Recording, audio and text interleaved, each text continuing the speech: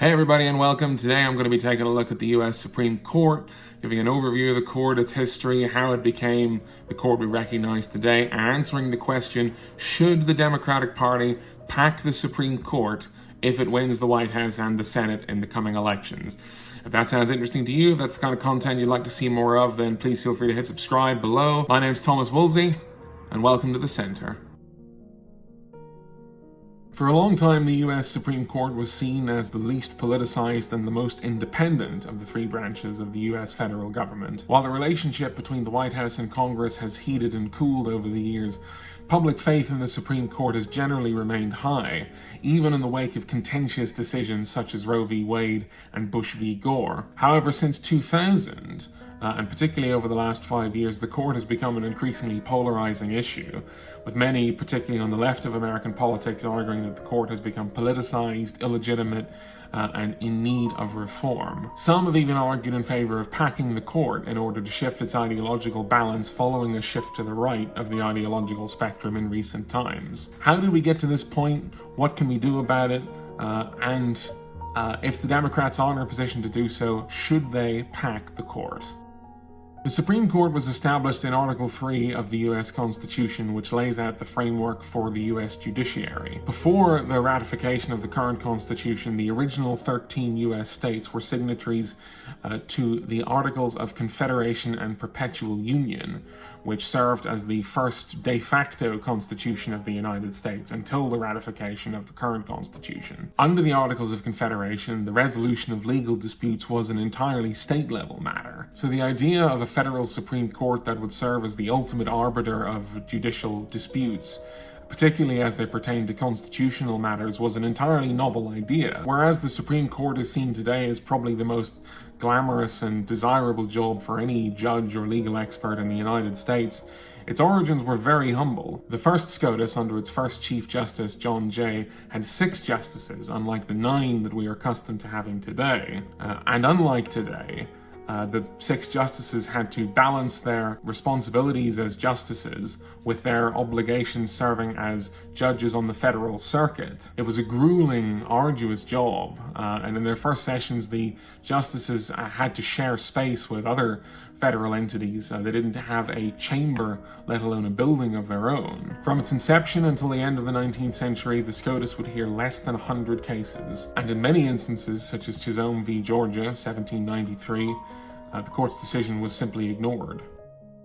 The role of the Supreme Court moved into sharper focus with the appointment of Chief Justice John Marshall, a former U.S. Secretary of State who had served alongside George Washington in the Continental Army. The Marshall Court presided over some key moments in the early history of the court, including perhaps the single most important decision in the court's history, that of Marbury v. Madison, 1803, in which Marshall, who wrote the court's unanimous opinion, affirmed the Constitution as the supreme law of the United States, and the Supreme Court as the ultimate arbiters of that law, while also establishing the precedent of judicial review, which lasts to this day. After Marbury, the court came into its own as a co-equal branch of the US federal government, asserting itself in a way that it hadn't previously and establishing itself as a solid, consistent, and unified arbiter during times of constitutional disagreement. After Marshall's death in 1835, then President Andrew Jackson, who had a deeply contentious relationship with the Chief Justice, appointed Roger Taney as his replacement. The Taney Court would sit during the most rancorous era in US history, that of the Civil War, and Taney himself would become one of the most controversial Chief Justices in the court's history, authoring the majority opinion in the case of Dred Scott v. Sanford, in which the Supreme Court limited Congress's ability to place restrictions on slavery and ruled that African Americans could not become citizens under the US Constitution, with Taney himself writing that African Americans had no rights which the white man was bound to respect. The decision caused outrage among abolition activists in the northern United States that would power the Republican Party to victory in the elections of 1860. Abraham Lincoln was on the way.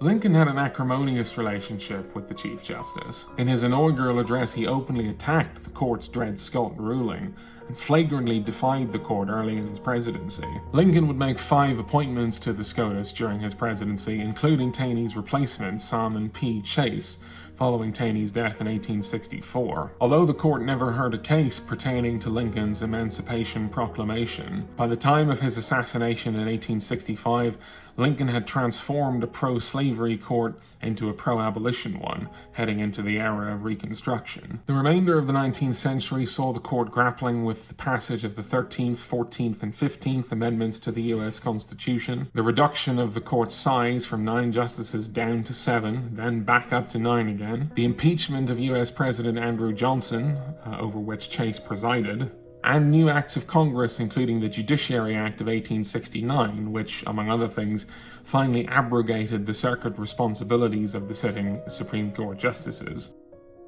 As the 19th century gave way to the 20th, the SCOTUS would undergo further changes that would bring it closer in line to the court we would recognize today. The Evarts Acts of 1891 saw the creation of appeals courts, and with the Supreme Court itself now spending more and more of its time in D.C., a justice's geographical origins, a big consideration for a long time, the so-called California seat was held by Californian justices for more than 60 years, became less of a factor in the president's nomination considerations. But in the 1930s, the court was thrust into the national spotlight once again with the onset of the Great Depression and the subsequent election of New York Governor Franklin Delano Roosevelt. Roosevelt frequently butted heads with the Supreme Court, who struck down various elements of his New Deal legislation as being unconstitutional. Following his landslide re-election in 1936, Roosevelt proposed what would come to be known as the Judicial Procedures Reform Bill of 1937, under which the president would be empowered to appoint an additional SCOTUS justice for every currently seated justice over the age of 70 who had not decided to retire or resign from the court, up to a maximum of 15 justices. The plan was widely criticized as an attempt to shift the ideological balance of the court for partisan reasons. The 4 most recalcitrant justices, the so-called 4 horsemen, were all over the age of 70. Despite Roosevelt's personal popularity, the bill ultimately foundered. Although the Democratic Party enjoyed enormous majorities in both the House of Representatives and the Senate, Congress was much more independent of the White House than it is today, when the White House has a lot of sway over congresspersons of their own party. Roosevelt's battle to transform the court became a battle with his own party, and it was a battle he lost, and lost badly. The court battle damaged Roosevelt politically, souring relations between the White House and Congress, and drawing electoral condemnation from the public, which resulted in a gain of 8 Senate seats and more than 80 seats in the House by the Republican Party in the midterm elections of 1938. Although these gains weren't nearly enough to deprive the Democratic Party of their majority, and Roosevelt himself would go on to be re-elected 2 additional times in 1940 and 1944. It is at this point we might consider looking at the SCOTUS today. The court has become increasingly politicized, particularly following 2016, when the Republican Party, who had and continue to have the majority in the Senate, refused to consider then-President Barack Obama's nominee Merrick Garland to fill the seat vacated following the death of Justice Antonin Scalia, a seat which would be filled by Neil Gorsuch following the election of Donald Trump, a fellow Republican, in the election of 2016. This was widely condemned by Democrats as a nakedly partisan power grab on the part of the Republican Party, which it was, and the recent death of Ruth Bader Ginsburg and the subsequent efforts by the White House and Senate Republicans to ram through the appointment of Amy Coney Barrett to fill the vacated seat have only inflamed tensions more. In light of this, the idea of packing the court has begun to gain ground among some progressives. The question, of course, presumes that the Democratic Party will take the White House and the Senate majority in the coming elections, which is far from certain. But suppose we grant those premises for the sake of argument. Will they pack the court, and should they?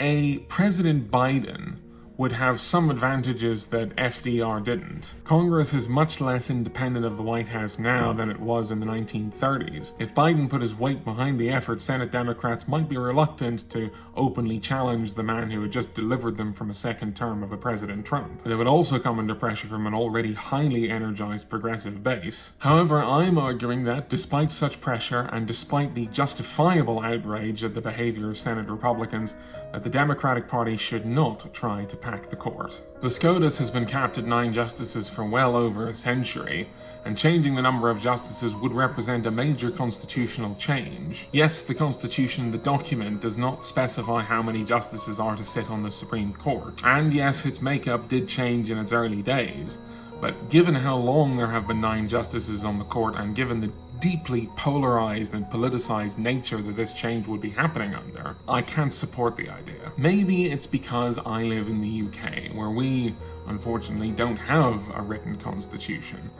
But to me, a major constitutional shift like this, while not technically altering the language of the Constitution, should still only be done with at least a degree of bipartisan support. Constitutional affairs should not be decided based on the needs of the moment, but with consideration as to how they will affect the country over quite possibly the next century and beyond. Is there an argument that expanding the court would benefit the country over that period of time and beyond? Possibly, but it's not the argument being advanced now. The argument being advanced now is expanding the court to remedy an act of political malpractice and anti-constitutional opportunism on the part of the Republican Party. Those arguing for court packing have justifiable motives, but the wrong remedy. Instead, Democrats should look to reform the court rather than expand it. A number of potential reforms have been proposed. During the Democratic primaries, Pete Buttigieg suggested expanding the court in a way that would be non-partisan, expanding the number of justices to 15, with 5 liberal-leaning justices, 5 conservative-leaning justices, and 5 independent justices that would be selected by the other 10. Others have proposed simpler reforms, such as term limits for justices. Professor Jamal Green of Columbia Law points out that the United States is the only Western democracy in the world with life tenure for its most senior judges. Since the 1970s, the average term for a Supreme Court justice has almost doubled, from 15 years to 28 years. With many justices today now serving 30 years and beyond. This is wildly out of step with the terms served by those in Congress and the White House, and it means the Supreme Court now has more scope than ever before to affect the landscape of American life decades after the president who nominated them and the Senate who confirmed them have left their political offices. Term limits, perhaps of 18 years, as has been suggested by some, with court vacancies opening up on alternate years, so each president only gets to confirm 2 additional justices per term, would also reduce the extremely arbitrary nature of the court's appointment system. The unpredictability of life and health has seen 3 vacancies open up during President Trump's first term in office, the same number of vacancies that opened up during Barack Obama's entire presidency. The makeup of the highest court in America, quite possibly the most powerful court in the world, should not be left quite so up to random chance. Alright guys, that's us for today. If you liked this video, then please drop a like down below. If you really liked it, maybe consider subscribing. If you didn't like it so much, the dislike button's there as well. If you want to follow up, please feel free to leave a comment. I'll absolutely get back to you. And in the meantime, get out there and vote if you're living in the States. And stay centered, my friends. I'll see you later.